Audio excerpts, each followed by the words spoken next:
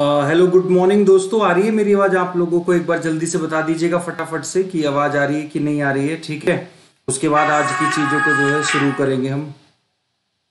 देखिएगा यहाँ पर अगर मैं बात करूँ तो अभी जैसे मैंने वीडियो वापस खोली तो शिल्पा शेट्टी की गाने की आवाज तो आ रही है भी, लेकिन आपको मेरी आवाज आ रही है? एक बार जल्दी से बता दो फटाफट। हेलो गुड मॉर्निंग दोस्तों, आ रही है मेरी?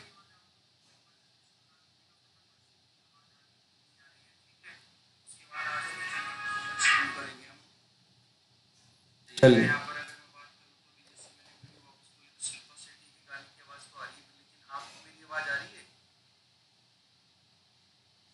चलेगा शुरू कर लेते हैं। ठीक है, कल वाला सेशन भी काजी जल्दी होगा, आज वाला तो हो जाए पहले।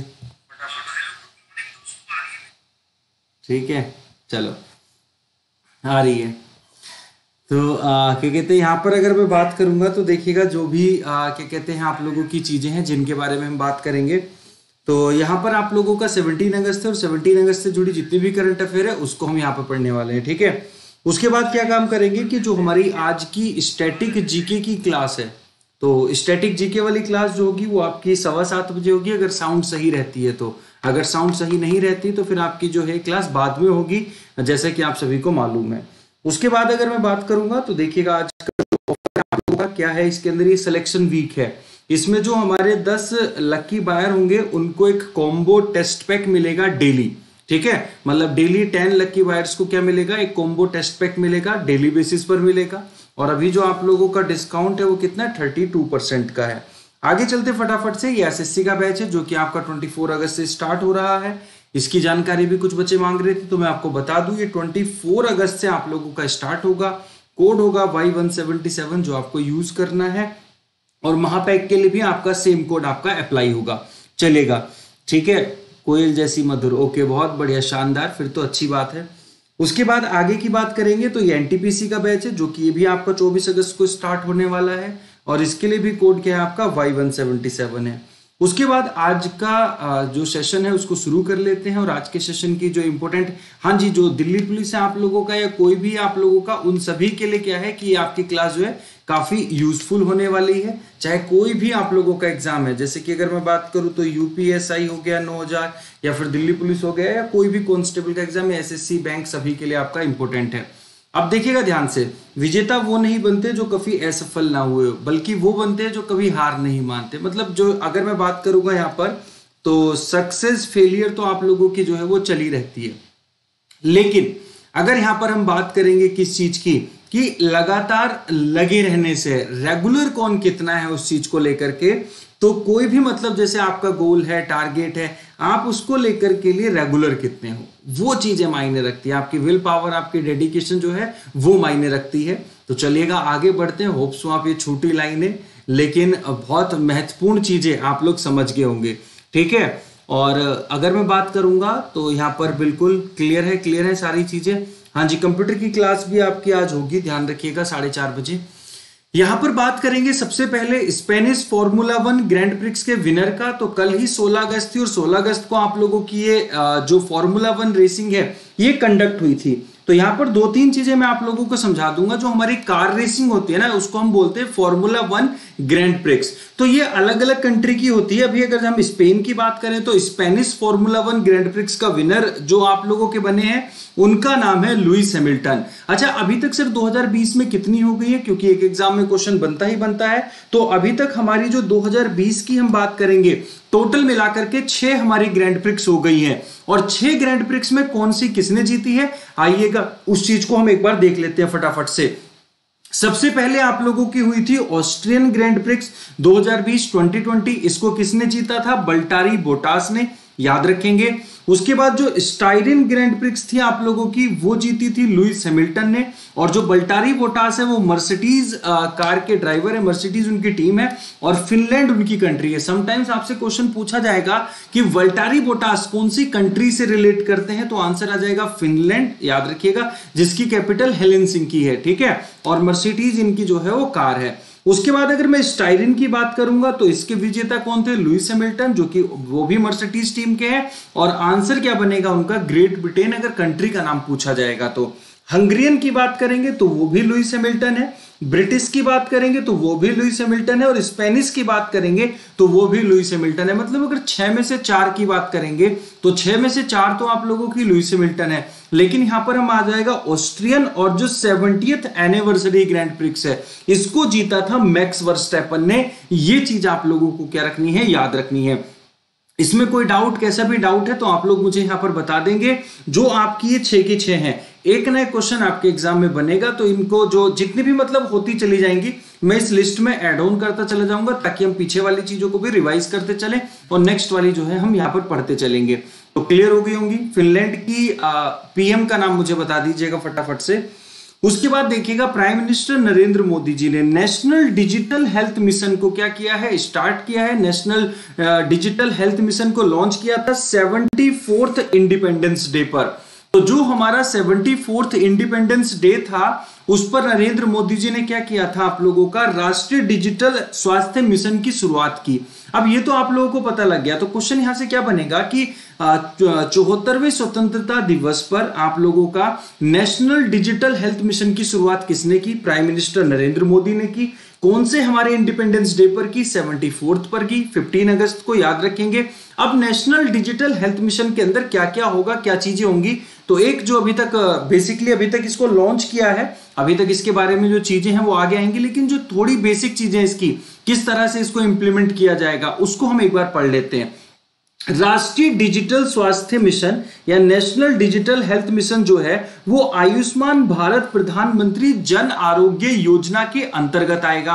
किसके अंतर्गत आएगा, आयुष्मान भारत प्रधानमंत्री जन आरोग्य योजना। ये आयुष्मान भारत वही है जिसको 1 साल तो कंप्लीट हो गया, काफी 1 साल से बल्कि ज्यादा हो गया, 2 साल होने वाले हैं। यहां पर आप लोगों को 5 लाख रुपए तक का क्या प्रोवाइड होता है, मतलब जो एक इसकी सीमा में, इसके दायरे में आप लोगों के आ रहे हैं उनको 5 लाख रुपए तक का एक इंश्योरेंस प्रोवाइड होता है, हेल्थ इंश्योरेंस। वो अपने एक लिस्टेड हॉस्पिटल्स हैं आप लोगों के, जो कि आप लोगों के जन आरोग्य योजना के अंतर्गत आते हैं, उसमें जाकर के 5 लाख रुपए तक का जो है मुफ्त इलाज करवा सकते हैं। अब यहां पर एक बात समझनी है, देखिएगा यहां पर जो हमारे एक कमेटी यहां पर बनाई गई थी, कब बनाई गई थी, जुलाई 2019 के अंदर। तो जुलाई 2019 के अंदर एक कमेटी बनाई गई थी जिसके चेयरमैन कौन थे, जो हमारा UIDAI है। तो UIDAI का मतलब आप समझते, Aadhaar, unique identification authority of India, ठीक है, कि जो चेयरमैन थे आप लोगों के, अभी नहीं फॉर्मर चेयरमैन, उनका नाम क्या है, सत्यनारायण। उन्होंने रिलीज किया था नेशनल डिजिटल हेल्थ जो मिशन है इसका ब्लूप्रिंट आप लोगों का। तो यहां पर काफी सारी चीजें आप लोगों को देखो ध्यान से समझनी है। जो जो चीजें यहां पर आई हैं मैं आपको बता देता हूं। नेशनल डिजिटल हेल्थ मिशन को लॉन्च किया है 74th एनिवर्सरी पर, किसने, नरेंद्र मोदी जी ने। इसके अंतर्गत है आप लोगों का आयुष्मान भारत प्रधानमंत्री जन आरोग्य योजना के अंतर्गत है, जिसके लिए ब्लूप्रिंट तैयार किया था जुलाई 2019 में UIDAI के चेयरमैन सत्यनारायण ने, मतलब फॉर्मर चेयरमैन ने, unique identification authority of India. और अभी जो इसके चेयरमैन है आई थिंक पंकज कुमार है, एक बार आप भी क्लैरिफिकेशन के लिए चेक कर लेंगे। अभी जो हमारा UIDAI है इसके चेयरमैन का नाम पंकज कुमार है। यहां तक मेरी बात आपको क्लियर हो गई होगी। इस कमेटी का जो हेड है उनका नाम जरूर याद रख लीजिएगा, क्योंकि पूछा जा सकता है आप लोगों से। आगे बात करेंगे अगले उस पर, तो अगला क्वेश्चन क्या आ जाएगा कि Orissa has stopped in implementation the Amrit scheme. तो आप लोगों की जो अमृत स्कीम है, बेसिकली इसकी फुल फॉर्म क्या है, Atal mission for rejuvenation and urban transformation. तो यहां पर अटल मिशन क्यों है और क्या है इसके बारे में जानकारी लेंगे, लेकिन सबसे पहले फुल फॉर्म पढ़ेंगे अमृत की, Atal mission for rejuvenation and urban transformation. तो यहां पर ये तो आप लोगों की क्या बन जाएगी, फुल फॉर्म बन जाएगी। अब इसकी इंप्लीमेंटेशन में, मतलब इसको सबसे अच्छा जिस राज्य ने इंप्लीमेंट किया है उसका नाम क्या है दोस्तों, उड़ीसा है यहां पर। अब लेकिन उससे पहले यह जानना जरूरी है कि सर अमृत स्कीम के अंदर क्या है, कब ये लॉन्च हुई थी अमृत स्कीम। तो अमृत स्कीम बेसिकली आप लोगों की 2015 में लॉन्च की थी प्रधानमंत्री नरेंद्र मोदी जी ने, ठीक है। बेसिकली है क्या आप लोगों का, तो यहां पर देखिएगा ये घरों में बुनियादी सेवाएं जैसे जल आपूर्ति, ठीक है, सीवरेज, शहरी परिवहन प्रदान करता है। मतलब अगर अमृत स्कीम की हम बात करेंगे तो जो ईज ऑफ लिविंग है, जीवन यापन को आसान बनाना, वो बेसिकली टारगेट है। चाहे वो पानी से रिलेटेड हो, चाहे वो आप लोगों का सीवरेज से रिलेटेड हो, चाहे वो आपका ट्रांसपोर्टेशन से हो, और साथ में ग्रीनरी का भी ध्यान रखना है शहरों के अंदर। ये चीज को हमें ध्यान रखना है। पानी की सुनिश्चित आपूर्ति और सीवरेज कनेक्शन के साथ हर घर में एक नल हो, ठीक है, और उसके बाद हरियाली विकसित करके शहरों की एम्यूनिटी वैल्यू को बढ़ाया जाए। तो इसके अंदर वही सारी चीजें कि ईज ऑफ लिविंग, मतलब अगर हम बात करेंगे जो जीवन यापन करना है उसको क्या बनाना, उसको आसान बनाना, यहां पर इसके अंदर है, ठीक है। तो यहां पर आप लोगों का हम वापस चलते हैं, तो वापस आ जाएंगे उड़ीसा पर। तो उड़ीसा जो है इंप्लीमेंटेशन में टॉप है, किस चीज पर, Atal mission for rejuvenation and urban transformation, या फिर हम बात करेंगे कायाकल्प और शहरी परिवर्तन योजना के लिए, अमृत स्कीम के लिए आपको याद रखना है उड़ीसा ध्यान रखना है। अच्छा, उड़ीसा की हम बात करेंगे तो ये आप लोगों का जो स्टेट है वो आप लोगों का कब बना था, 1 अप्रैल को बना था, और 1 अप्रैल 1936 को बिहार से अलग किया गया था। यहां के सीएम का नाम नवीन पटनायक है, जो कि अभी तक करंट में सबसे ज्यादा लंबे समय तक, मतलब जो हमारे सीएम है वो, मतलब अगर हम बात करेंगे नवीन Patnaik ji longest serving CM है करंटली। वैसे पवन चैमलिंग है ओवरऑल में, इनको 20 साल से ज्यादा हो गया एज ए सीएम। तीसरी बात करेंगे तो आपका जो क्या कहते हैं उड़ीसा है, तो वहां पर एक स्कीम को शुरू किया गया था, साबुजा उड़ीसा। साबुजा उड़ीसा बेसिकली किसके लिए है, जो आप लोगों का ग्रीनरी को बढ़ाने के लिए, वहां पे प्लांटेशन के लिए, पौधों की प्लांटेशन के लिए। तो ये चीज आप लोगों को क्या रखनी है, ध्यान रखनी है। 1936 1 अप्रैल आप लोगों का बिहार से अलग हुआ था। ये चीजें आप लोगों के लिए काफी इंपॉर्टेंट यहां पर बन जाएंगी, ठीक है। चलेगा, आगे बढ़ेंगे, बहुत बढ़िया, ठीक है। Okay, you are from Orissa, maths बहुत बढ़िया। आज थोड़ा सा साउंड में मतलब प्रॉब्लम है, थोड़ा सा कर लीजिएगा, कल से प्रॉपर हो जाएगी आप लोगों की ना, ठीक। वैसे कल हो गई थी लेकिन फिर पता नहीं क्या हो गया। कालिया स्कीम यही की है आप लोगों की, अम्मा बोडी यहाँ की स्कीम नहीं है दोस्त, अम्मा बोडी आंध्र प्रदेश की स्कीम है, तो उसको थोड़ा सा आप लोग याद रखेंगे। अच्छा, उड़ीसा से जीआई टैग मुझे बता देंगे, उड़ीसा के नेशनल पार्क मुझे बता देंगे, यहाँ पर ये सारी चीजें आप लोगों के एग्जाम का पार्ट बनेंगी, ठीक है। उस पेटा अवार्ड मिला था, बिल्कुल सही बात है। आगे बढ़ेंगे तो देखिएगा यहाँ पर अहमदाबाद की हम बात करते हैं, ये वही अहमदाबाद है जो आप लोगों का साबरमती नदी के किनारे पर है। तो अहमदाबाद का एक रेलवे ओवरब्रिज है अहमदाबाद सिटी के अंदर, उसका नाम बदल करके आत्मनिर्भर गुजरात रेलवे फ्लाईओवर रखा गया है। तो आप लोगों का जो रेलवे ओवरब्रिज था एक रनीप एरिया में अहमदाबाद के अंदर, तो उसका नाम रखा गया आत्मनिर्भर गुजरात रेलवे फ्लाईओवर। लेकिन जो अहमदाबाद शहर है उसके 2 अन्य फ्लाईओवर का नाम अरुण जेटली और सुषमा स्वराज जी के नाम पर रखा गया है। मतलब कुल मिलाकर के 3 आप लोगों के जो फ्लाईओवर थे वहां पर उनका नाम चेंज हुआ है।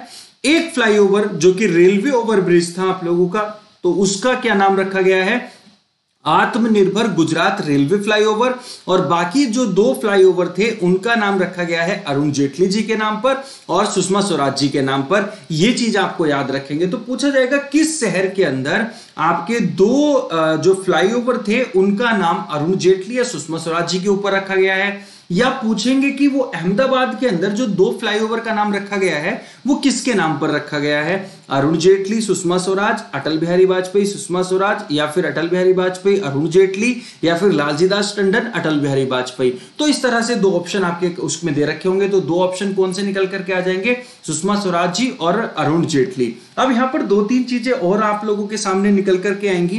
पहला तो आपके सामने निकल करके आ गया अहमदाबाद, और अहमदाबाद जो है वो आप लोगों का कहां पर, साबरमती नदी के किनारे पर है, ठीक है। दूसरी चीज, अहमदाबाद को अगर हम बात करेंगे तो मैनचेस्टर ऑफ इंडिया बोलते हैं हम इसको, मैनचेस्टर ऑफ इंडिया बोलते हैं गुजरात के कारण, क्योंकि गुजरात के अंदर सबसे ज्यादा जो कॉटन, हमारा भारत के अंदर सबसे ज्यादा जो कॉटन होता है वो गुजरात के अंदर होता है। तीसरा, कॉटन के लिए एक वेयर हाउस बनाया है भारत ने, और वेयर हाउस कौन सी कंट्री में बनाया है, तो वो बनाया दोस्तों वियतनाम के अंदर। ये चीज आप लोगों को क्या रखनी है, यहां पर ध्यान रखनी है। तीसरी चीज मैं आप लोगों को बता दूं, यहां पर साबरमती हो गया, मैनचेस्टर हो गया, वेयर हाउस हो गया, और यहां पर 2-3 चीजें हम बात करेंगे। तो ये जो अहमदाबाद है इसके अंदर एक तो काइट फेस्टिवल आप लोगों का था, एक धन्वंतरी रथ था आप लोगों का, और धन्वंतरी योजना जो थी वो असम थी, धन्वंतरी रथ जो था वो आप लोगों का अहमदाबाद है। और यहां पर अगर हम एक और बात करेंगे तो चित्रा फेस्टिवल आप लोगों का जो है वो काफी इंपॉर्टेंट बन जाएगा, जो कि आप लोगों के एग्जाम का पार्ट बन सकता है। क्लियर है मेरी बात सारी तरीके से? चलिएगा अगले क्वेश्चन पर चलेंगे। तो अगले क्वेश्चन पर अगर हम बात करें तो बांग्लादेश की है। तो बांग्लादेश ना 15 अगस्त 1975 को अपने संस्थापक राष्ट्रपति बंगबंधु शेख मुजीबुर रहमान की क्रूर हत्या की 45वीं वर्षगांठ के अवसर पर राष्ट्रीय शोक दिवस मनाया। तो आप लोगों को एक चीज ध्यान रखनी है कि जो बांग्लादेश है उसने राष्ट्रीय शोक दिवस या फिर आप लोगों का जो नेशनल मॉर्निंग डे ये कब मनाया था? तो 15 अगस्त को। क्यों? क्योंकि 15 अगस्त 1975 को उनके जो संस्थापक राष्ट्रपति थे बंगबंधु शेख मुजीबुर रहमान की हत्या कर दी गई थी और उसकी 45वीं वर्षगांठ थी इस बार। तो ये सारी चीजें आप लोगों को यहाँ पे क्या रखनी है, याद रखनी है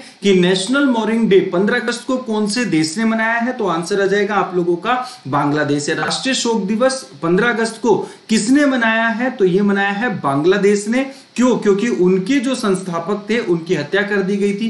पूछा जा सकता है बांग्लादेश के संस्थापक का नाम बता दीजिएगा, तो बंगबंधु शेख मुजीबुर रहमान यहां पर आ जाएगा। अभी की हम बात करेंगे तो शेख हसीना सफेद जुल्फों वाली, या फिर हम बात करेंगे ये शेख हसीना आप लोगों की क्या है, यहाँ की प्रधानमंत्री हैं। अब्दुल हमीद यहाँ के क्या हैं, राष्ट्रपति हैं। अच्छा, पिछली बार आप लोगों का एक इल्तजमा होता है, तो जो हज यात्रा के बाद सेकंड सबसे बड़ा एक फेस्टिवल के तौर पर है जो हमारी मुस्लिम कम्युनिटी है उनका, तो इल्तिज्मा कहां पर कंडक्ट किया गया था? बांग्लादेश के अंदर, और 2 फेज में कंडक्ट किया गया था। इकुशी मेला आप लोगों का कहां पर है? तो इकुशी मेला जो है वो भी आप लोगों का बांग्लादेश है। साथ में 10 लोकोमोटिव जो इंजन दिए हैं ट्रांसपोर्टेशन को बढ़ाने के लिए, ठीक है, वो किसने दिए हैं? भारत ने बांग्लादेश को दिए हैं। ये चीजें आप लोगों को यहाँ पे याद रखनी चाहिए, ठीक है। तो ये आपको काफी इंपॉर्टेंट यहाँ पे बन जाएगा।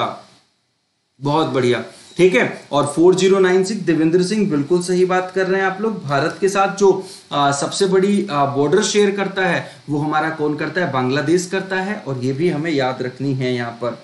अच्छा, बेरूत का नाम सुना होगा आप लोगों ने, जो हमारा ये जहां पर अभी हम धमाका हुआ था थोड़े दिन पहले, बेरूत में विस्फोट से प्रभावित लोगों की सहायता के लिए भारत ने वायुसेना के एक विमान में लेबनान को 58 टन आपातकालीन मानवीय सहायता भेजी है। तो यहां पर आपको क्या रखना है याद? इंडिया ने याद रखना है, जो इंडिया ने किसको दोस्तों? लेबनान को। ये जो लेबनान है उसको कितना? 58 टन। अब 58 टन में क्या है? 58 टन में क्या है? खाना है भाई, ठीक है, मतलब खाने वाली सामग्री जितनी भी है 58 टन सामग्री जो है वो भेजी है एक मानवीय सहायता के तौर पर, ठीक है। ऐसा कुछ नहीं कि मतलब इसका पैसा वैसा लेंगे, बिल्कुल भी नहीं लेंगे। तो ये क्या है? मानवीय सहायता है एक। इंडिया ने किसको भेजी है? लेबनान को भेजी है, जिसकी कैपिटल क्या है? बड़ी ही रुत मतलब बेरूत है, जहां पर अभी थोड़े दिन पहले धमाका हमने डिस्कस भी किया था। और यहां पर 58 टन की भेजी है। किसके द्वारा? भारतीय वायुसेना के द्वारा। तो भारतीय वायुसेना अगर हम बात करेंगे तो 8 अक्टूबर को अपना डे मनाती है, जो कि आने वाला है। और 1932 में भारतीय वायुसेना की स्थापना की गई थी। और यहां पर अभी हमारे जो एयर चीफ मार्शल हैं उनका नाम है राकेश कुमार सिंह भदौरिया। ओके, तो भारतीय वायुसेना 8 अक्टूबर 1932, air chief marshal Rakesh Kumar Bhadauria. और जो हमारे वाइस एयर चीफ हैं उनका नाम है हरजीत सिंह अरोड़ा। क्या नाम है? हरजीत सिंह अरोड़ा। और यहां पर कौन से देश को भेजिए? ये ज्यादा मायने रखता है, लेबनान को भेजिए, जिसकी कैपिटल आप लोगों की बेरूत है। यहां पर आपको सारी चीजें क्लियर हो गई हैं? अगर हो गई हैं तो मुझे एक बार जल्दी से बताएंगे। बिल्कुल ठीक है। हाँ, हसन दियाब ने रिजाइन कर दिया था, बहुत बढ़िया, ठीक है। Okay okay okay. हाँ, लेबनान को इंडिया ने 58 टन, ठीक है। राकेश कुमार सिंह है, ठीक है, बहुत बढ़िया, राकेश कुमार सिंह भदौरिया, आगरा वाले। 8 अक्टूबर है आप लोगों का। उसके बाद है Inox group will be official sponsor of Indian team for rescheduled Tokyo Olympic. Important है, मार्क कर लेंगे, काफी इंपोर्टेंट है, एग्जाम का पार्ट बनेगा। जो हमारा टोक्यो ओलंपिक है जो कि रिशेड्यूल हो गया है, कब के लिए आप लोगों का? 2021 के लिए। टोक्यो का मतलब क्या हो जाता है? जापान के अंदर ये होगा। तो जापान टोक्यो के अंदर जो आप लोगों का ओलंपिक होने वाला है 2021 में, चूंकि होने वाला था 2022 के अंदर, तो इसको स्पॉन्सर जो भारतीय टीम है उसको स्पॉन्सर कौन करेगा? तो दोस्तों आइनॉक्स ग्रुप करेगा। कौन करेगा? आइनॉक्स ग्रुप करेगा। ठीक है, तो यहां पर आपसे ऑप्शन में डाला जाएगा, जियो करेगा, आइनॉक्स ग्रुप करेगा, या जिसने नहीं पढ़ा होगा वो डेफिनेटली इसको आंसर नहीं लगाएगा। सपोज अगर आपने क्या किया कि आपने पढ़ा हुआ नहीं है, ठीक है, और ये क्वेश्चन एग्जाम में पूछ लिया, तो वो डेफिनेटली आइनॉक्स को लगाने वाला ही नहीं है, क्योंकि वो जानता ही नहीं होगा, ठीक है, इस चीज के बारे में। तो आप लोगों का जो आइनॉक्स ग्रुप है, ठीक है, बहुत बड़ा एक ग्रुप है आप लोगों का, और ये क्या करेगा? भारतीय टीम को, इंडियन टीम को क्या करेगा? टोक्यो ओलंपिक में क्या करने वाला है ये दोस्तों? टोक्यो ओलंपिक के अंदर स्पॉन्सर करने वाला है। साथ में वीवो की स्पॉन्सरशिप हट चुकी है आईपीएल से, याद रखेंगे, लेकिन अभी 1 साल के लिए ही हटी है। वैसे इनका जो कॉन्ट्रैक्ट साइन था वो 2022 तक था। भारत के जो आईपीएल है, आईपीएल के साथ में वीवो का जो कॉन्ट्रैक्ट था वो 2022 तक के लिए था, लेकिन अभी 1 साल के लिए ही इसको क्या किया गया है? हटाया गया है। और अभी उसकी जो है एक प्रक्रिया लगभग पूरी हो चुकी है, बस अनाउंसमेंट बाकी है कि किसको मिलने वाला है। ओके, चलेगा। उसके हाँ जी, चाहे आप लोगों का एनडीए का एग्जाम है, सीडीएस का एग्जाम है, या फिर आपका दिल्ली पुलिस है, यूपी पुलिस है, कोई भी है, करंट अफेयर हमेशा क्या है कि सेम आप लोगों को पूछी जाती है। तो ये सभी कॉम्पिटिटिव एग्जाम के लिए आप लोगों का इसको देखते रहिएगा सुबह डेली 6 बजे। आज थोड़ी सी प्रॉब्लम है, इसके चलते क्या हो रहा है, आप लोगों को थोड़ा सा मतलब जो है अनकंफर्टेबल लग रहा होगा, बाकी ऐसा है नहीं है। ठीक है, चलिएगा। उसके बाद है अगर हम बात करेंगे तो यहां पर हमारा जो है डीवी सदानंद गौड़ा। तो डीवी सदानंद गौड़ा को सभी लोग जानते हैं, केमिकल एंड फर्टिलाइजर मिनिस्टर हैं, जो हमारे रसायन और उर्वरक मंत्री हैं डीवी सदानंद गौड़ा। तो डीवी सदानंद गौड़ा पढ़ने के साथ इनकी कॉन्स्टिट्यूएंसी आपको बता दी जाए, क्योंकि नॉर्मल तो आपको पता होती है। तो इनकी जो कॉन्स्टिट्यूएंसी है वो है आप लोगों की बेंगलोर नॉर्थ। तो ये जो बेंगलोर नॉर्थ है वो इनकी कॉन्स्टिट्यूएंसी है। तो इन्होंने ना एक एस्टेब्लिशमेंट किया है या उसका अनाउंसमेंट किया है, price monitoring and resource unit. कहां पर? कर्नाटक के अंदर। तो price monitoring and resource unit PMRU किसके लिए? तो मेडिसिन के लिए, फार्मास्यूटिकल्स के लिए। कहां पर? आप लोगों का कर्नाटक के अंदर, ड्रग्स के लिए। तो डीवी सदानंद गौड़ा ने कर्नाटक में मूल्य निगरानी और संसाधन इकाई की स्थापना की घोषणा की है। ये काम क्या करेगा, किस तरह से काम करेगा, आइएगा उसको जान लेते हैं एक बार, और उसको हम क्या कर लेते हैं, देख लेते हैं। तो यहां पर आपको 2-3 बातें समझनी है। 2-3 बातें क्या समझनी है? In association with national pharmaceuticals pricing authority, NPPA के साथ में मिलकर के, जो कि डिपार्टमेंट है फार्मास्यूटिकल्स का, ministry of chemical and fertiliser के अंडर आता है। तो क्वेश्चन क्या बनेगा कि ये जो एनपीपीए है ये किस डिपार्टमेंट के अंदर आता है? तो कई बार आप इसको हेल्थ एंड फैमिली वेलफेयर लगा दोगे, लेकिन ये जो हमारा केमिकल और फर्टिलाइजर मिनिस्ट्री है, जो रसायन और उर्वरक मंत्रालय है, उसके अंदर आप लोगों का आता है national pharmaceuticals pricing authority, NPPA.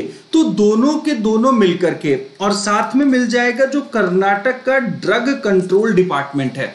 तो कर्नाटक का ड्रग कंट्रोल डिपार्टमेंट और नेशनल फार्मास्यूटिकल्स जो प्राइसिंग अथॉरिटी है, वो आप लोगों की मिलकर के, उन्होंने उसके सहयोग से आप लोगों का एक जो हमारा ये pricing monitoring and resource unit है, ये कर्नाटक के अंदर लगाई जा रही है। तो इसको अब एक लाइन में समझेंगे कि नेशनल फार्मास्यूटिकल्स प्राइसिंग अथॉरिटी जो आप लोगों का उर्वरक मंत्रालय के अंदर आता है, और कर्नाटक औषधि नियंत्रण विभाग के सहयोग के साथ में। तो दो कौन सी सहयोग कर रही है? एक आपका एनपीपीए और एक आप लोगों का Karnataka state drug control department. अब यहां पर क्या है, पीएमआरयू जो आप लोगों का कैसे करेगा, ये दवाओं की कीमतों पर निगरानी को लिए, मतलब जैसे कहीं पर कोई दवाई है वो बहुत ज्यादा रेट में बिक रही है, या उसकी ब्लैक मेलिंग हो रही है, काला बाजारी हो रही है, ठीक है, और जो दवाई है क्या वो मार्केट में अवेलेबल भी है कि नहीं है, ये सब चीजें देखने के साथ साथ इस तरह का क्या कहते हैं वो काम करने वाला है। तो समझ में आ गया आप लोगों को सारी चीजें, जो हमारा एक ये प्राइसिंग मॉनिटरिंग जो रिसोर्स यूनिट लगाई जा रही है कर्नाटक के अंदर, किसके सहयोग से? एनपीपीए और कर्नाटक ड्रग कंट्रोल डिपार्टमेंट के सहयोग से, ठीक है। अच्छा, हमारा जो एक ड्रग रिसर्च इंस्टीट्यूट है, जो हमारा एक ड्रग रिसर्च इंस्टीट्यूट है, वो कहां पर है? तो दोस्तों ये हमारा जो है लखनऊ के अंदर है। इस चीज को आप लोगों ने क्या रखना है, ध्यान रखना है, काफी इंपोर्टेंट आप लोगों के लिए क्या है, बन जाएगा इसका पार्ट, ठीक है, चलेगा। ओके, बहुत बढ़िया, शानदार है, ठीक है। तो एक बार लाइक कर दीजिएगा, शेयर कर दीजिएगा। तो सारी चीजें मैंने आप लोगों को जो है यहां पर बता दी है। अच्छा, एक अवार्ड आप लोगों को मिलता है, तो अवार्ड के बारे में अक्सर आप लोगों ने सुना होगा थोड़ा बहुत, ठीक है, लेकिन इसको डिटेल से मैं बताने वाला हूं कि ग्रामोदय बंधु मित्र पुरस्कार क्या है, या फिर ग्रामोदय बंधु मित्रा पुरस्कार क्या है आप लोगों के। तो बेसिकली का जो ग्रामोदय बंधु मित्रा पुरस्कार है, तो जिन दो लोगों को मिला है, इसमें और भी लोग हैं लेकिन बस ये नाम आपको याद रखने हैं। एक इंफोसिस फाउंडेशन की चेयरमैन सुधा मूर्ति, जो कि आपके राइट हैंड साइड में दिखाई दे रही होंगी, और एक आप लोगों का क्या है, जो एग्री और ITC business of ITC limited, आपकी कौन, शिव कुमार सूरमपुडी हैं, ठीक है। तो शिव कुमार जो सूरमपुडी हैं उनको मिला है, तो दो को मिला है। क्वेश्चन पूछा जाएगा ग्रामोदय बंधु मित्र पुरस्कार ये किसको आप लोगों का मिला है, तो ये मिला है दोस्तों एक शिव कुमार को और एक आपकी सुधा मूर्ति को। दोनों के दोनों नाम आप लोगों ने क्या रखने हैं, यहां पर याद रखने हैं। उसके बाद आगे बात करेंगे तो ग्रामोदय जो आप लोगों का था, इसका फाउंडेशन किसने किया, कौन इस पुरस्कार को देता है, ये सारी चीजें हम यहां पर क्या करते हैं, पढ़ने वाले हैं, ठीक है। तो यहां पर एक चीज देखिएगा, जो Gramodaya chamber of commerce and technology है, जी कोट है, वो इस अवार्ड को देता है। लेकिन ये जी कोट क्या है, जी कोट के फाउंडर कौन थे, तो बेसिकली आपको याद होगा कि 2015 के आसपास की बात है। उस टाइम पे किसान मतलब काफी लोग किसानों में क्या कर रहे थे, आत्महत्या कर रहे थे। तो जो डी वसंत कुमार हैं वो इसके फाउंडर हैं जी कोट के। उन्होंने क्या कि आपकी ना 2140 किलोमीटर लंबी पदयात्रा की थी 2007 में, फ्रॉम हैदराबाद टू नई दिल्ली। तो हैदराबाद से नई दिल्ली तक उन्होंने 2007 में 2140 किलोमीटर की पदयात्रा की थी। और क्या इशू उठाया था कि आप लोग का जो फार्मर की सुसाइड रिलेटेड इशू था उसको इन्होंने उठाया था। ये 2005 से ही लगे हुए हैं, 15-17 में तो इन्होंने जी कोट की स्थापना की थी। तो वर्ष 2007 में हैदराबाद से नई दिल्ली तक किसान आत्महत्या से संबंधित मुद्दों पर अपनी 2140 किलोमीटर लंबी पदयात्रा के लिए दिल्ली वासंत के रूप में जाने वाले डी वसंत कुमार द्वारा स्थापित किया गया था। तो स्थापना अगर पूछी जाएगी तो इनका नाम बता देंगे। उसके बाद अगर आप लोगों से पूछा जाएगा तो बेसिकली ये उस्मानिया यूनिवर्सिटी में पढ़े हुए हैं, बस इतना याद रखना है। एल्यूमिनी है उस्मानिया यूनिवर्सिटी के, इसको आप लोगों ने याद रखना है। काफी इंपॉर्टेंट चीज है जो कि आप लोगों को पूछी जा सकती है, उतनी ज्यादा इंपॉर्टेंट नहीं है, लेकिन अगर फिर भी पूछ ली गई तो बता दोगे कि भैया ग्रामोदय चैंबर कॉमर्स एंड टेक्नोलॉजी के कौन है फाउंडर, तो डी वासंत कुमार है। अब जब डी वासंत कुमार के बारे में आपको थोड़ा बहुत पता होगा तो क्या हो जाएगा, आप लोगों के साथ में कोई दिक्कत नहीं होने वाली है। एक बार फिर से आप इसको ना छोटा आसान भाषा में देख लेंगे। भाई ग्रामोदय बंधु पुरस्कार किसको मिला, सीधा सा क्वेश्चन है, सुधा मूर्ति को, और जो शिव कुमार सूरमपुडी हैं उनको मिला है। ये किसने दिया है, तो सर ये हमारा दिया है जी कोट ने, और जी कोट के फाउंडर कौन है, डी वासंत कुमार।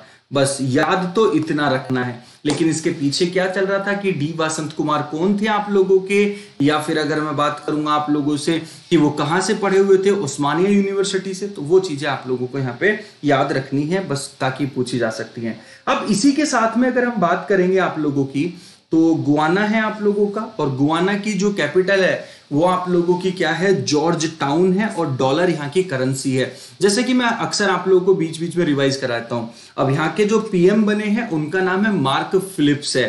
प्रेसिडेंट का नाम आप लोग मुझे अभी कमेंट में बता दीजिएगा, ठीक है। जो आपकी आइवरी कोस्ट है तो वहां की आपकी क्या है, यामू उसू करो, और फ्रैंक यहाँ की करेंसी है।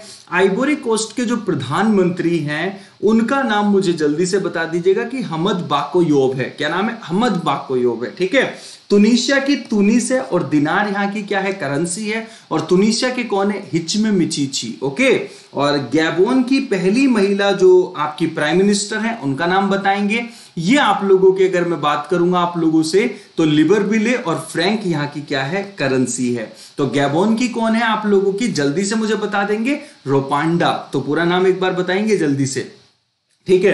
अच्छा, बेलारूस की मैंने आप लोगों को बताया था कि भाई सबसे ज्यादा बेला आदमी कौन, तो बेला के जो आप लोगों के छठी बार, मैं आपको हिंट दे देता हूं, बेलारूस के जो 6th टाइम प्रेसिडेंशियल इलेक्शन उन्होंने जीता है, और बेलारूस की कैपिटल है मिन्स्क, और रबल क्या है, यहाँ की करेंसी है। और भाई पेरू के भी मुझे बता देंगे, लीमा यहाँ की करेंसी है, सोल यहाँ की कैपिटल है, ठीक है।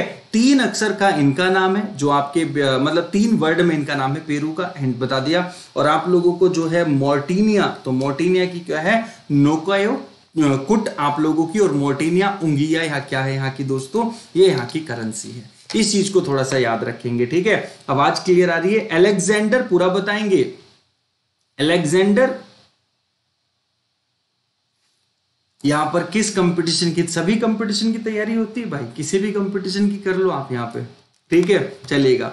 तो जो नए साथी है वो चैनल को सब्सक्राइब कर देंगे। थोड़ी सी दिक्कत है आज इसलिए उदासी है, बाकी और कोई दिक्कत नहीं है। मतलब क्या है कि आवाज का आप लोगों के साथ में शुरू में इशू हो गया 15-20 मिनट का, मेनली चक्कर वो है। आवाज वैसे मेरी क्लियर है आपको? चलो आगे बढ़ेंगे फटाफट से। Lima Lima Lima, Walter armour बहुत बढ़िया, पेरू के हैं, क्या बात है मिस तमन्ना जी। हाँ, हिच में मिचीची, क्या बात है। अब यहां पर हम आ जाते हैं क्वेश्चंस के लिए, और कुछ हमारे जो इंपॉर्टेंट क्वेश्चंस होंगे उनको हम यहां पे कर लेते हैं। किस समूह ने भारत, बांग्लादेश और नेपाल में बाढ़ पीड़ितों के लिए 1.65 मिलियन मानवीय सहायता की घोषणा की है? तो यहां पर क्या होगा कि देखो ध्यान से समझेंगे हम, जो हमारा यूरोपियन यूनियन है, तो यूरोपियन यूनियन का नाम आप सभी ने सुना होगा। तो यूरोपियन यूनियन ने क्या किया है कि 1.65 मिलियन क्या आ जाएगा, यूरो आ जाएगा आप लोगों का। तो उसकी क्या सहायता दी जा रही है, जो कि फ्लड विक्टिम्स हैं, बाढ़ पीड़ित हैं इंडिया, बांग्लादेश और नेपाल में।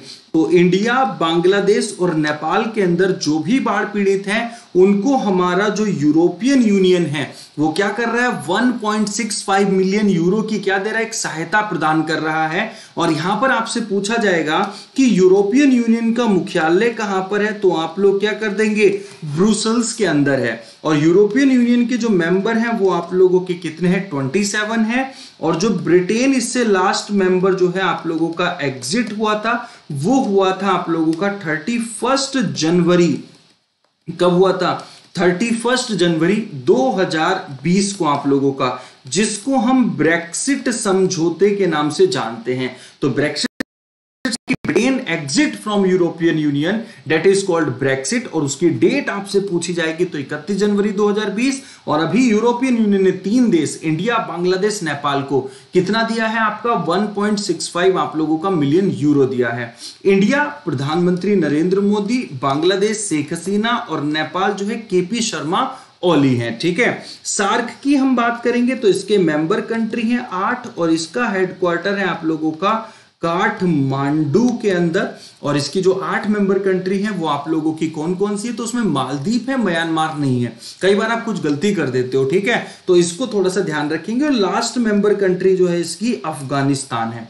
उसके बाद आसियान, तो आसियान में भारत शामिल नहीं है, इसमें 10 मेंबर कंट्री है, और इसका जो हेडक्वार्टर है वो जकार्ता के अंदर है। कहां पर है दोस्तों, जकार्ता के अंदर है। और ब्रिक्स में हमारी 5 कंट्री है, जिसमें आप लोगों का ब्राजील, रसिया, इंडिया, चाइना, साउथ अफ्रीका है। और मार्कोस ट्रोयोजो क्या है, इसके प्रेसिडेंट है। और अनिल किशोरा इसके वाइस प्रेसिडेंट है। याद रखने वाली चीज है आप लोगों के लिए।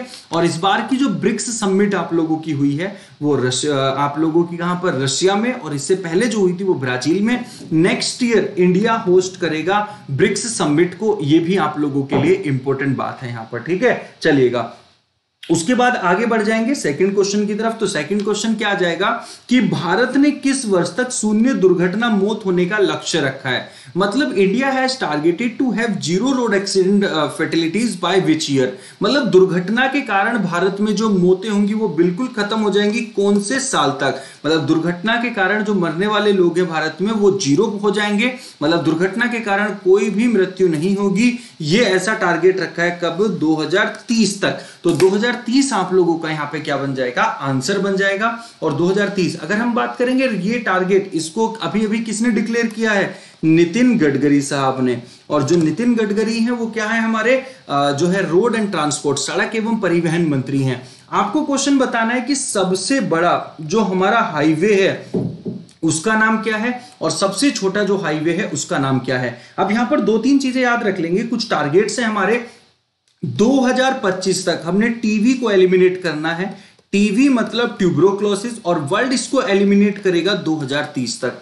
तो टीबी में हमारा टारगेट 2025 है, और जो वर्ल्ड का टारगेट है वो 2030 है। हाउसिंग फॉर ऑल मतलब सबको, मतलब एक घर प्रोवाइड करवा देना है हमने, तो वो कब तक है, 2022 तक हाउसिंग फॉर ऑल का टारगेट है। फार्मर्स की इनकम को डबल करना टारगेट है 2022 तक का। One nation one ration card 2022 का टारगेट है। To generate solar power 500 gigawatt का, तो ये भी हमारा क्या है, अगर हमें 500 गीगावाट जो सोलर पावर है उसको जनरेट करने का जो टारगेट है वो 2030 है। ये टारगेट पूछे जाते हैं। हर घर में जल, जो कि अटल भूजल योजना से रिलेट करता है, 2024 है। और जो आपका clean drinking water for all, ये भी 2024 है। और उत्कर्ष रोड प्लान, ये आप लोगों का 2022 है। तो उत्कर्ष रोड प्लान 2022 मतलब 2024-25 तक के आप लोगों के जितने टारगेट हैं उन सभी को मैंने आप लोगों के सामने रखा। कुछ और भी टारगेट है, जैसे दूध के उत्पादन को डबल कर लेना है, ठीक है, 2025 तक। तो ये इस तरह के बहुत से टारगेट हैं। नेशनल टेक्सटाइल मिशन को, उसमें भारत को टेक्सटाइल में अग्रणी बना देना है 2024 तक। इस तरह के और भी टारगेट आप लोगों के सामने हैं, ठीक है, चलिएगा। उसके बाद अगर हम बात करेंगे तो अगला क्वेश्चन है कि अहमदाबाद शहर के 2 पुलों का नाम किस पूर्व नेता के नाम पर रखा गया। तो अभी थोड़ी देर पहले बताया था कि वहां पे एक रेलवे ओवरब्रिज है जो कि आत्मनिर्भर गुजरात के नाम पर रखा गया, लेकिन जो 2 और ब्रिज थे अहमदाबाद के नाम, उनका नाम सुषमा स्वराज अरुण जेटली अटल बिहारी वाजपेयी, सुषमा स्वराज अटल बिहारी वाजपेयी और अटल बिहारी वाजपेयी मनोहर पर्रिकर। तो यहां पे जो आंसर बनेगा वो अरुण जेटली और सुषमा स्वराज जी के नाम पर बनेगा। अहमदाबाद के 2 शहर आप लोगों के, जो कि अरुण जेटली और सुषमा स्वराज जी के नाम पर है, इसको आप लोगों ने क्या रखना है, याद रखना है। लेकिन साथ में मैं आपको एक चीज और बता दूं कि जैसे ये अहमदाबाद है, अहमदाबाद सिटी साबरमती नदी के किनारे है, पूछा गया क्वेश्चन है, ठीक है। अहमदाबाद के अंदर आप लोगों का चित्रा महोत्सव और काइट फेस्टिवल, ये दोनों भी आप लोगों की जो है इंपॉर्टेंट बन जाएंगे। आगे बढ़ेंगे फटाफट से। लेकिन गुजरात की कैपिटल गांधीनगर है और एशिया की सबसे ग्रीन कैपिटल में से एक है आप लोगों की गांधीनगर। अगला क्वेश्चन आ जाएगा, तो अगला क्वेश्चन देखिएगा कि भारत में ऑप्टिकल फाइबर कनेक्टिविटी प्रोजेक्ट के लिए आवंटित अनुमानित राशि क्या है। तो जो ऑप्टिकल फाइबर कनेक्टिविटी है, जिसको लगभग जिससे 6 लाख गांव को जोड़ा जाएगा, ठीक है, तो उसके लिए जो अनुमानित राशि है वो है आपकी 42,068 करोड़ रुपए। तो 42,068 करोड़ रुपए क्या है, ऑप्टिकल फाइबर कनेक्टिविटी प्रोजेक्ट के लिए क्या है, आप लोगों की एक अनुमानित राशि है, जो कि 2020 में 15 अगस्त को, अभी रिसेंटली 2-3 दिन पहले नरेंद्र मोदी जी ने डिक्लेयर किया है। तो ऑप्टिकल फाइबर कनेक्टिविटी प्रोजेक्ट के लिए जो अनुमानित राशि है उसका याद रखना है, काफी इंपॉर्टेंट है, उसके अलावा कुछ याद नहीं रखना।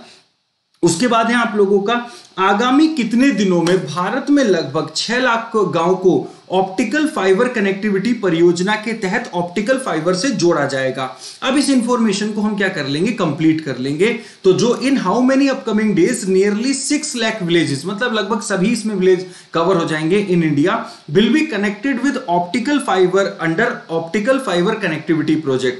तो ये जो ऑप्टिकल फाइबर कनेक्टिविटी प्रोजेक्ट है, सबसे पहली बात कितने गांव को जोड़ेगा, 6 लाख गांव को जोड़ेगा। और कितना अमाउंट इसके अंदर खर्च आएगा, तो 42,068 करोड़ रुपए आप लोगों का खर्च आ जाएगा। और कितने दिन लगेंगे, तो इसको लगेंगे 1000 दिन। ये भी आप लोगों ने क्या रखना है, यहां पर याद रखना है। तो 6 लाख गांव है, 42,068 करोड़ रुपीस है आप लोगों के, और 1000 दिन आप लोगों का यहां पे जो है टारगेट है। तो ये आप लोगों का काफी इंपॉर्टेंट यहां पे बन जाएगा। Good morning good morning good morning, सारी चीजें क्लियर हो रही हैं तो मुझे बता दीजिएगा, ठीक है। जो लोग नए हैं उनको मैं बता दूं, हर एग्जाम में काम आने वाला है, चैनल को सब्सक्राइब कर लीजिएगा, काफी इंपॉर्टेंट आप लोगों के लिए ये बन जाएगा।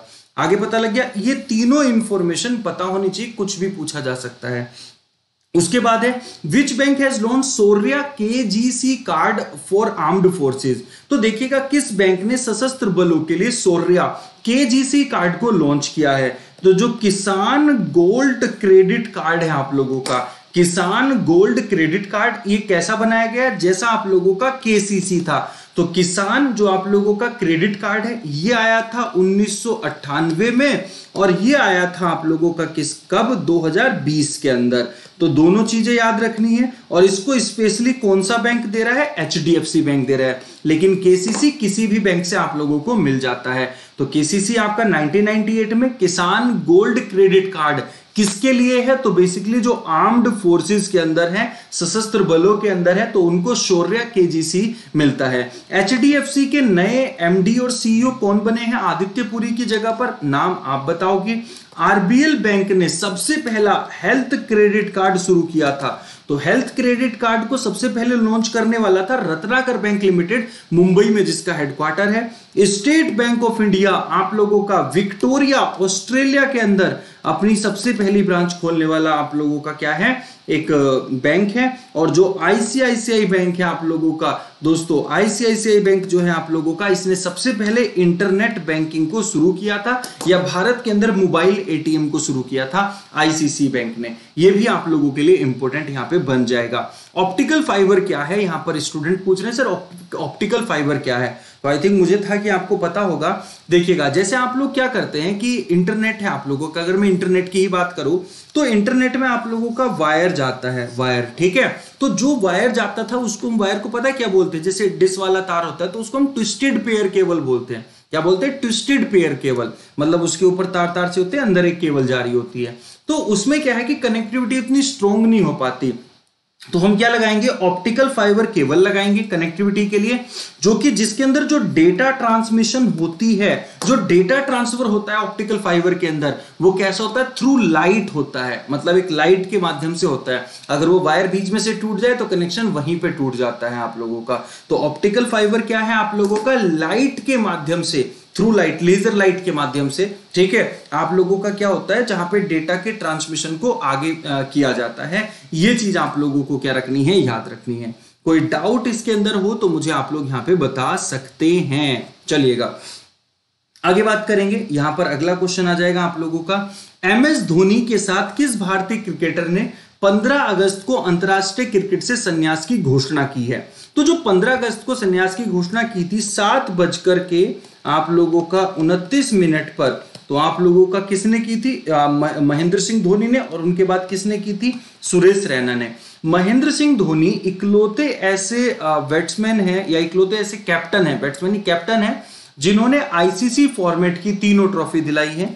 2007 में T20 वर्ल्ड कप, 2011 में वर्ल्ड कप ओडीआई, और 2013 में आईसीसी चैंपियंस ट्रॉफी। ये आप लोगों को तीनों ईयर क्या रखने हैं, याद रखने हैं, जो कि इंपॉर्टेंट बन जाएंगे, ठीक है। हाँ जी, बहुत फास्ट होता है उसके अंदर डेटा ट्रांसमिशन, जो आपका क्या कहते हैं, फाइबर ऑप्टिक्स के अंदर। समझ में आ गया था ना आप लोगों को, क्या कहते हैं, फाइबर ऑप्टिकल, बहुत बढ़िया, शानदार। आगे चलेंगे फटाफट से। अगला क्वेश्चन, गंगाधर मेहर लिफ्ट नहर प्रणाली किस शहर की पेयजल परियोजना है। तो जो गंगाधर मेहर लिफ्ट कैनल है, तो एक स्टूडेंट है हमारे सौरभ सिन्हा जी, तो ये क्वेश्चन जब मैंने पहले भी पढ़ाया था तो इसके अंदर उन्होंने बताया था कि सर इसको मैंने कैसे याद रखा है कि गंगाधर ही शक्तिमान है जो आसमान में उड़ सकता है। तो इन्होंने बताया था कि भाई गंगाधर जो मेहर लिफ्ट नहर प्रणाली है वो उड़ने से बन गया, उड़ीसा की है। तो बेसिकली ये आप लोगों की क्या पूछा जाएगा कि गंगाधर मेहर लिफ्ट प्रणाली जो है उसमें लगभग 900 गांव को जोड़ा जाएगा जो उड़ीसा के गांव हैं, और उनको पेयजल की जो है सुविधा प्राप्त करवाई जाएगी, ठीक है, पेयजल या फिर सिंचाई वाला जल, ये आपको कंफ्यूज करेगा। तो गंगाधर जो है आप लोगों का मेहर लिफ्ट नहर प्रणाली है, ये आपकी पेयजल परियोजना है, एक आप लोगों का क्या है, ड्रिंकिंग वाटर प्रोजेक्ट है। इसको आप लोगों ने याद रखना है। तमिलनाडु नहीं है, कुछ लोग तमिलनाडु कर रहे हैं, तमिलनाडु दोस्तों सोलर पावर में सबसे ऊपर है तमिलनाडु, ठीक है, याद रखेंगे। तो आंसर जो बन जाएगा यहाँ पर क्या बनेगा, उड़ीसा, उड़ीसा, उड़ीसा, याद रखने वाली चीज है, ठीक है। कर्नाटक की यहाँ पर बात कर लेते हैं। तो कर्नाटक ने एक चेस इवेंट आप लोगों का कराया था, इसके साथ में मिलकर के, मोबाइल प्रीमियर लीग के साथ में मिलकर के ऑनलाइन करवाया था, ठीक है। और यहाँ पर जो आप लोगों का कर्नाटक है, इसकी कैपिटल बेंगलुरु है। तमिलनाडु की बात करेंगे तो जो जयललिता है उनका जो बंगला है उसको म्यूजियम में कन्वर्ट किया जा रहा है। उड़ीसा की यहाँ पर बात करेंगे तो साबुजा उड़ीसा एक यहाँ का बहुत अच्छा प्रोग्राम है, कालिया स्कीम है। और मध्य प्रदेश की हम बात करेंगे तो रोजगार सेतु काफी चर्चा के अंदर है, तो मध्य प्रदेश की है रोजगार सेतु, ठीक है, चलिएगा। उसके बाद अगर हम बात करेंगे तो वर्ल्ड लेफ्ट हैंडर डे ये कब आप लोगों का मनाया जाता है। तो जो आप लोगों का विश्व वाम हस्त दिवस है ये हमेशा 13 अगस्त को आप लोगों का जो है मनाया जाता है। इसको आप लोगों ने क्या रखना है, याद रखना है। 12 अगस्त को यूथ डे के साथ साथ एलिफेंट डे होता है। और 10 अप्रैल को आप लोगों का क्या मनाया जाता है, 10 अप्रैल को होम्योपैथी डे। और होम्योपैथी रिसर्च इंस्टीट्यूट जो है वो कोलकाता के अंदर है। और 21 नवंबर को वर्ल्ड टेलीविजन डे के रूप में आप लोगों का मनाया जाता है। ये चीजें आप लोगों को याद रखनी है। उसके बाद अगला क्वेश्चन आ जाएगा, तो देखिएगा 13 अगस्त को प्रतिवर्ष किस राज्य में देशभक्त दिवस मनाया जाता है? मतलब जो आप लोगों का पैट्रियट डे है, आज का टेस्ट बड़ा अच्छा है आप लोगों का, तो आप लोग टेस्ट देना, उसमें काफी अच्छी चीजें हैं। उत्तर प्रदेश के भी अच्छे पॉइंट मैंने ऐड ऑन किए हैं, तो उसको भी ध्यान में रखना। तो जो आप लोगों का पैट्रियट डे ऑब्जर्व किया जाता है मणिपुर में, त्रिपुरा में, अरुणाचल प्रदेश में, या फिर आप लोगों का तमिलनाडु में, तो जल्दी से आंसर कर देंगे सर। आंसर जो बनेगा हमारा यहाँ पर क्या बन जाएगा? मणिपुर बन जाएगा। तो मणिपुर आप लोगों का काफी इंपॉर्टेंट है, जहां से ब्लैक चावल यहाँ का जीआई टैग भी है।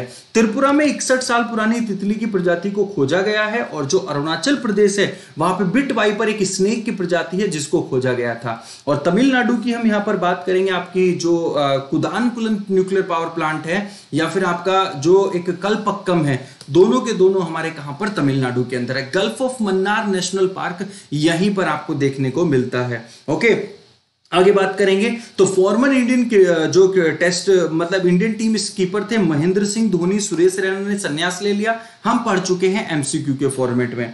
आगे बढ़ेंगे तो यहां पर देखिएगा, जो वर्ल्ड हेल्थ ऑर्गेनाइजेशन है उसने एडवाइज किया है हर कंट्री को कि प्रति जो आप लोगों के 10 लाख लोगों पर डेली 140 टेस्ट जो है वो होने चाहिए। तो कितनों के लिए क्या है? 140 टेस्ट रिकमेंड किए हैं, एडवाइज किया है पर मिलियन पॉपुलेशन, मतलब 10 लाख लोगों में से 140 लोगों का जो है डेली टेस्ट होना है। तो इस हिसाब से, लेकिन भारत क्या है?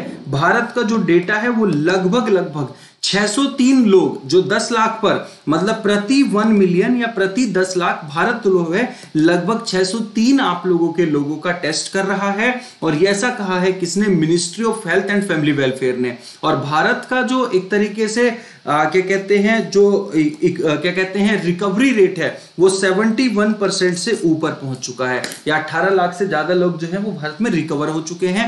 इसको हमें याद रखना है। WHO की गाइडलाइंस क्या है? 140 टेस्ट, और भारत जो है 603। भारत वाला फिक्स नहीं है, WHO वाला फिक्स है कि 140 करने। भारत का घटता बढ़ता रहेगा, 603 से हालांकि बढ़ेगा ही बढ़ेगा। ठीक है, WHO का हेडक्वार्टर जिनेवा के अंदर है, टेड्रोस एब्डोमेन इसके हेड हैं, ये सभी लोगों को पता है। और हमारे health and family welfare minister आपके सामने बैठे, इनकी कॉन्स्टिट्यूएंसी बता दीजिएगा। ठीक है, उसके बाद है, अगर हम बात करेंगे UPSC union public service commission के चेयरमैन कौन है? प्रदीप कुमार जोशी।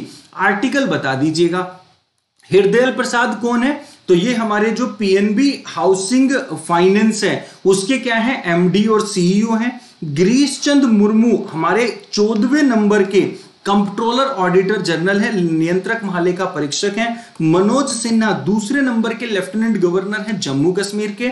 और अजय त्यागी का 18 महीने कार्यकाल बढ़ा दिया गया है, तो ये सेबी के चेयरमैन एज इट है, याद रखेंगे। WHO आप लोगों का 7 अप्रैल 1948 में बना था, ये चीजें आप लोगों को याद रखनी है। ओके, उसके बाद हम बात करेंगे तो यहां पर जो हमारा एक फोर्ब्स की लिस्ट आई थी, तो उसमें हाईएस्ट पेड जो एक्टर थे डेन जॉनसन थे, और भारत के अक्षय कुमार इकलौते टॉप 10 में रहने वाले, लेकिन कौन से नंबर पर? 6ठे नंबर पर ओवरऑल थे, जिनकी टोटल वर्थ थी 48.5 मिलियन। और आप लोगों के जो डेन जॉनसन है उनकी है 87.5 मिलियन। तो इनकी वर्थ को भी आप लोगों ने क्या रखना है? याद रखना है। तो 87.5 किसकी है? ये है डेन जॉनसन की, और 48.5 किसकी है? अक्षय कुमार, जो कि 6ठे नंबर पर हैं। ठीक है, चलिएगा आगे बढ़ते हैं फटाफट से। टेस्ट शुरू हो चुका है, टाइमर के साथ में है, तो डेली इसी तरह से होगा आप लोगों का। डेली आपको सुबह आ जाना है 6 बजे, इसका भी आप लोगों ने याद रखना है। ठीक है, तो एक बार फटाफट से लाइक कर दो और शेयर कर दो। और आपका ये टेस्ट जो होगा वो 30 सेकंड, इसमें 30 सेकंड इंक्लूड कैसे हैं? क्वेश्चन भी पढ़ा जाएगा 30 सेकंड के अंदर, और आंसर भी आपको 30 सेकंड के अंदर करना है। मतलब एक क्वेश्चन जो है आप लोगों का 30 सेकंड मिलेंगे आप लोगों को करने के लिए, जल्दी से मुझे बताएंगे। ठीक है, तो यहां पर जल्दी से सोमा मंडल की हम बात कर रहे हैं, तो ममता जी वो सेबी की नहीं है, वो अभी अभी किसकी बनी है? सेल की बनी है। स्टील अथॉरिटी जो आपकी इंडिया लिमिटेड है उसकी सोमा मंडल बनी है। ठीक है, तो कोई भी क्वेश्चन है। आर्टिकल यूपीएससी का 315, 323 बहुत बढ़िया, शानदार। ठीक है, कैग का आर्टिकल 148 होता है। तो एक बार लाइक कर दीजिएगा। तो यहां पर देखिएगा राजदीप जी कह रहे हैं कि भाई मेरा नाम लो, तो आपका नाम ले लेते हैं यहां पर। अब यहां पर अगर हम बात करेंगे तो शुरू हो जाएगा आप लोगों का क्या कहानी, आंसर भी साथ आ रहा है, क्या बात है। चुनकरा रामाकुट्टी का हाल ही में निधन हो गया, वह किस भाषा के कवि थे? तो कुछ लोग तमिल कह रहे हैं, कुछ लोग मलयालम कह रहे हैं, कुछ लोग तेलुगु कह रहे हैं। तो यहां पर जो आंसर बनेगा दोस्त वो बनेगा मलयालम। ठीक है, तो मलयालम यहां पर आंसर बनेगा। क्वेश्चन भी 30 सेकंड में पढ़ा जाएगा, तेलुगु नहीं बनेगा। ठीक है, ओके। अगला क्वेश्चन आ जाएगा आप लोगों के सामने, तो यहां पर देखिएगा जो अटल मिशन, ठीक है, फॉर कायाकल्प और शहरी परिवर्तन अमृत योजना किस वर्ष में प्रधानमंत्री नरेंद्र मोदी जी द्वारा शुरू की गई थी? Atal mission for rejuvenation and urban transformation was launched by prime minister Narendra Modi in which year? तो जल्दी से मुझे यहां पर क्या कर देंगे, फटाफट से आप लोग बता देंगे और आप लोगों का जो आंसर आएगा वो मुझे जल्दी से यहां पर क्या कर देंगे, बता देंगे फटाफट से। अब यहां पर आप लोगों का जो है टाइमर जो है वो कल से कम वाला लेकर के आना पड़ेगा। तो यहां पर ये आप लोगों की जो है बी स्टार्टिंग में ही बता दी थी, जो पूरा सेशन देख रहा है वो कर देगा। 2015 में इस तरह के क्वेश्चन अक्सर आप लोगों के जो है बनते हैं, तो 2015 आप लोगों का यहाँ पे आ चुका है। 10 क्वेश्चन है टोटल। अगला क्वेश्चन अगर हम बात करेंगे तो अगले क्वेश्चन की हम देखिएगा, अगले क्वेश्चन की चर्चा कर लेते हैं। विद्युत मंत्रालय के राज्य मंत्री स्वतंत्र प्रभार कौन है? Who is the minister of state independent charge of the ministry of power? तो मिनिस्ट्री ऑफ पावर विद्युत मंत्रालय के राज्य मंत्री कौन है? राजकुमार सिंह, राव इंद्रजीत, गिरिराज सिंह या फिर संजीव बालियान? तो यहां पर हमारा जो आंसर बनेगा, राव इंद्रजीत के बारे में आप बताएंगे, गिरिराज आप बताएंगे, संजीव बालियान आप बताएंगे। बचे कौन? राजकुमार सिंह। तो राजकुमार सिंह आप लोगों का जो है यहां पर आंसर है। थोड़े दिन पहले आई कमिट इन्होंने किया था। 30 ज्यादा है बिल्कुल, कल से 10 सेकंड आ जाएगा, बेफिक्र रहिएगा उस चीज के लिए, ठीक है। उसके बाद है आप लोगों का अगला question, when is Naga independence day celebrated? Naga स्वतंत्रता दिवस कब मनाया जाता है? 12 अगस्त को, 13 अगस्त को, 14 अगस्त को या फिर 15 अगस्त को? तो नागालैंड और मणिपुर का कुछ एरिया अपना एक तरीके से स्वतंत्रता दिवस मनाता है और ये मनाता है अपना 14 अगस्त को। याद रखेंगे, ध्यान रखेंगे 14 अगस्त, ठीक है। 15 अगस्त को हमने मनाया और आपका जो 13 अगस्त है क्या मनाया जाता है और 12 अगस्त को क्या मनाया जाता है, ये आप लोगों के लिए होमवर्क है। इसी तरह आप लोगों का डेली मतलब लाइव टेस्ट होगा और अच्छे से इसको कंडक्ट करेंगे कम टाइमर के साथ में, ठीक है। सही है तो एक बार कर दीजिएगा थम्स अप। टाइमर अगर लगाना है तो आप एक बार थम्स अप मुझे दिखा देंगे तो पता लग जाएगा कि हाँ टाइमर को इंक्लूड करना है। उसके बाद आप लोगों का खादी और ग्रामोद्योग आयोग के अध्यक्ष कौन है? तो ये जो खादी और ग्रामोद्योग है लगातार आप लोगों का चर्चा के अंदर है, तो इसके अध्यक्ष का नाम जल्दी से बता दीजिएगा। KVIC, Khadi and village industry commission. Ajay Tyagi, Chintala Govind Rajulla या विनय कुमार सक्सेना, RV वर्मा? तो यहां पर आंसर बनेगा आप लोगों का क्या कहते हैं, विनय कुमार सक्सेना। अजय त्यागी कौन है? चिंताला गोविंद राजुल्ला कौन है? RV वर्मा कौन है? तो आई थिंक मैंने कभी RV वर्मा आपको नहीं बताया होगा आज से पहले, तो आज बता देता हूं। नेशनल हाउसिंग बैंक, तो नेशनल हाउसिंग बैंक के जो चेयरपर्सन है उनका नाम है RV वर्मा। अजय त्यागी आप लोगों के हवाले है और साथ में जो चिंताला राजुला वो आप लोगों के नाबार्ड के हैं, जैसा कि आप सभी लोग यहां पर जानते हो, ठीक है। तो मतलब 30 सेकंड के अंदर हमें पूरा क्वेश्चन क्या कर लेना है, कंफर्म कर लेना है, ताकि 30 सेकंड ही हमारे लगे, ठीक है। उसके बाद है आप लोगों का who is the author of the book overdraft saving the Indian saver? Overdraft saving the Indian saver पुस्तक के लेखक कौन है? तो S जयशंकर, विरल आचार्य, BP कानूनगो या फिर उर्जित पटेल? तो यहां पर जो आंसर बनेगा वो उर्जित पटेल। हमारे जो 24वें नंबर के क्या कहते हैं गवर्नर थे RBI के, उनका नाम उर्जित पटेल। S जयशंकर की भी बुक आई थी, आप लोग बताएंगे।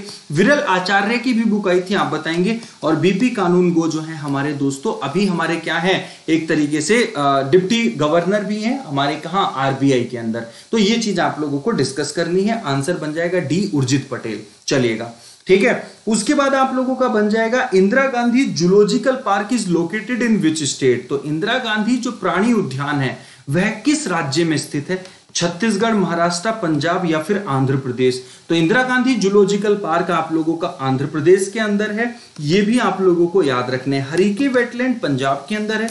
महाराष्ट्र में छत्रपति शिवाजी इंटरनेशनल टर्मिनल है और छत्तीसगढ़ ने दर्पण योजना के लिए उसको अवार्ड मिला है छत्तीसगढ़ को। ये चीजें आपको याद रखनी है। आगे चलेंगे फटाफट से, तो देखिएगा उत्तर प्रदेश का जो करंट अफेयर है, हमारा जो स्टेट चल रहा था उत्तर प्रदेश चल रहा था, तो उत्तर प्रदेश में 5 और नए पॉइंट मतलब 10 पॉइंट आपको मिलने वाले हैं और उसके बाद स्टैटिक जीके होगी, तो एक बार यहां पर देख लीजिएगा इसको, ठीक चलेगा। सारी चीजें क्लियर हैं, एक बार थम्स अप मुझे दिखा दीजिएगा। 23वां जो नेशनल यूथ फेस्टिवल है वो कहां पर हुआ था? लखनऊ के अंदर। तो क्या क्या याद रखना है? एक तो आपको याद रखना है 23वां और नेशनल यूथ फेस्टिवल लखनऊ। अच्छा, 2 विलेज जिनको India's first model sport village का दर्जा मिला है, तो वो आप लोगों के क्या है, बहादुरपुर और खेड़ी विरन। तो बहादुरपुर और खेड़ी विरन जो है उत्तर प्रदेश के 2 गांव जिनको फर्स्ट मॉडल स्पोर्ट विलेज का दर्जा दिया गया है। UPSRTC Uttar Pradesh state road transport corporation ने दामिनी हेल्पलाइन को शुरू किया है, याद रखेंगे।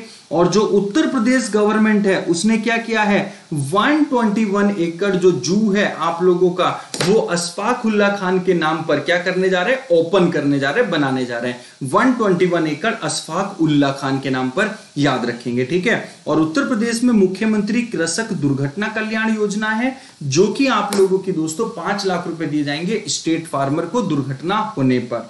आगे बढ़ेंगे, यूपी के जो चीफ मिनिस्टर हैं उन्होंने मिशन वृक्षारोपण 2020 की शुरुआत की थी आप लोगों की, ध्यान रखेंगे, जिसमें टारगेट था 25 करोड़ सैपलिंग लगाने का।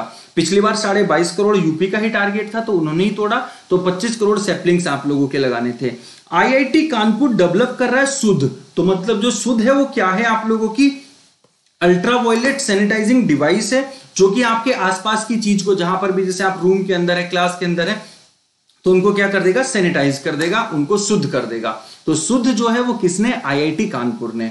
आईआईटी कानपुर ने एक वर्चुअल क्लासरूम जो सहायता के लिए मोबाइल मास्टर जी एक ऐप है उसको भी डेवलप किया है। तो मोबाइल मास्टर जी को भी आईआईटी कानपुर के द्वारा ही किया गया है। और योगी आदित्यनाथ ने नवीन रोजगार छतरी योजना को शेड्यूल्ड कास्ट के लिए शुरू किया है। और उत्तर प्रदेश के जो चीफ मिनिस्टर हैं उन्होंने बाल श्रमिक विद्या योजना को भी शुरू किया है, जिसमें जो फीमेल मतलब जो कन्या विद्यार्थी है उसको 1200 और जो आपका मेल विद्यार्थी है उसको 1000 रुपए आप लोगों के दिए जाएंगे। ये चीज आप लोगों को क्या रखनी है, यहाँ पर ध्यान रखनी है। ओके, तो ये है। आज थोड़ा सा फास्ट इसलिए करना पड़ा क्योंकि शुरू के ना 20 मिनट हमारे खराब हो गए थे, तो इसलिए थोड़ा तेजी के साथ में, ताकि आपका कुछ छूट ना जाए। कुछ डाउट भी होगा तो हम कल उसको डिस्कस कर लेंगे, ठीक है, बेफिक्र रहिएगा उस चीज के लिए ना। ओके, हिंदी में भी था आगे। और ये उत्तर प्रदेश है अपना, तो उत्तर प्रदेश उत्तराखंड के साथ में बॉर्डर शेयर करता है, राजस्थान के साथ में करता है, गाजियाबाद मतलब दिल्ली के साथ में करता है, हरियाणा के साथ करता है, मध्य प्रदेश के साथ करता है, झारखंड, छत्तीसगढ़ और बिहार के साथ में करता है। तो ये आप लोगों के इंडिया के शेयरिंग है। और कंट्री के साथ में जो शेयर करता है नेपाल के साथ में करता है, याद रखिएगा इस चीज को, काफी इंपॉर्टेंट था, ठीक है। तो थोड़ा सा फास्ट हमें करना पड़ा क्योंकि शुरू के ना 20 मिनट आवाज में खत्म हो गए थे। तो एक बार जल्दी से मुझे बता देंगे फटाफट से। राजस्थान के साथ में करता है, गाजियाबाद, ठीक है। तो ये चीजें आप लोग यहाँ पे मुझे बता देंगे, ठीक है। ओके, तो ये था। पीडीएफ मिलेगी इसके नीचे आपको, और भी अभी आगे इसमें दे रखा है, तो ये मैंने पढ़ा ही रखा था आप लोगों को, इसको आप लोग देख लेंगे, ठीक है। तो इसमें है। उसके बाद आपका क्या है, अरुणाचल प्रदेश, ये आपका होमवर्क है। अरुणाचल प्रदेश एक इंडियन यूनियन का हमारा मतलब भारतीय जो संघ है उसका हिस्सा बना था, कौन से ईयर में, 1962, 1972, 1982 या 1987। तो कल एक शानदार तरीके से मिलेंगे। आज स्टैटिक जीके में क्या पढ़ाना है, तो स्टैटिक जीके आज ना मैं शाम को कराऊंगा, अभी ना दिक्कत है, ये साउंड की प्रॉब्लम है बहुत ज्यादा, तो वो आज स्टैटिक जीके की क्लास जो होगी वो शाम को लूंगा मैं, आप लोगों की ध्यान रखिएगा। उसको रिशेड्यूल कर लेंगे, शाम को ले जाएंगे ताकि कोई दिक्कत ना रहे। शाम को कितने बजे, 8 बजे। और उसके अंदर क्या कराऊंगा, डांस आप लोगों को मैं कराऊंगा। तो रात को 8 बजे उसमें डांस कराने वाला हूं, लेकिन अभी नहीं, शाम को उसको मैं करूंगा, ठीक है। चलिएगा, ध्यान रखिएगा। तो आज के लिए है वो, इसको हम ठीक कर लेंगे तो उसको फिर हो जाएगा। ओके, ये है। उसके बाद ये आप लोगों का ये क्लास शाम को होगी, ध्यान रखिएगा आज। और ये आप लोगों का जो है अभी किसी को, ये हमारे रविंद्र सर हैं, और रविंद्र सर का जो बैच आ रहा है मैथ का, कंप्लीट मैथ का, किसी भी एग्जाम के लिए आप इनके बैच को ज्वाइन कर सकते हैं मेरे कोड के साथ में, Y177 के साथ में। तो आपको यहाँ पर एक डिस्काउंट मिल जाएगा, और डिस्काउंट के साथ में आप लोगों को क्या है, इस बैच में आपका जो मैथ है बेसिक टू हाई सारा का सारा जो है आप लोगों का यहाँ पर हो जाएगा। 31 अगस्त से आप लोगों का शुरू हो रहा है, ठीक है। तो कंप्यूटर क्लास 4:30 बजे होगी संदीप जी, ठीक है। उसके बाद आप लोगों का जो एसएससी का महापैक है दोस्तों, तो ये आप लोगों का एसएससी का महापैक मात्र 1600 रुपए का है। Y177 आप तैयारी कर रहे हैं तो लाइव क्लास के साथ में वीडियो कोर्स भी और टेस्ट सीरीज भी और ई बुक्स भी इसके अंदर मिलने वाली है। और इसमें न्यू बैच स्टार्ट होगा 24 अगस्त को, जो कि मैं आप इकोनॉमिक्स आप लोगों को पढ़ाता हूँ। इस चीज को आप लोगों ने क्या रखना है, ध्यान रखना है। ओके दोस्तों, सेम रेलवे का है, ये भी 24 अगस्त को शुरू होगा। तो Y177 आप लोगों का क्या है, कोड है, जिसको आप यूज कर सकते हैं, ठीक है। कल वाला सेशन, हाँ कल वाला सेशन अविनाश माथुर मैं आपको कल बता दूंगा किस दिन होगा, ठीक है। उसको रिशेड्यूल करके टाइम प्रॉपर करके वो मैं आपको बता दूंगा, बेफिक्र रहें। उसके बाद है आप लोगों का, तो यहाँ पर सेशन को लाइक कर दीजिएगा, शेयर कर दीजिएगा, चैनल को सब्सक्राइब कर दीजिएगा, नए साथी थे। कल शाम को मिलेंगे अब, ठीक है। अभी वाला सेशन जो है शाम को कंडक्ट करेंगे, तब तक के लिए टाटा।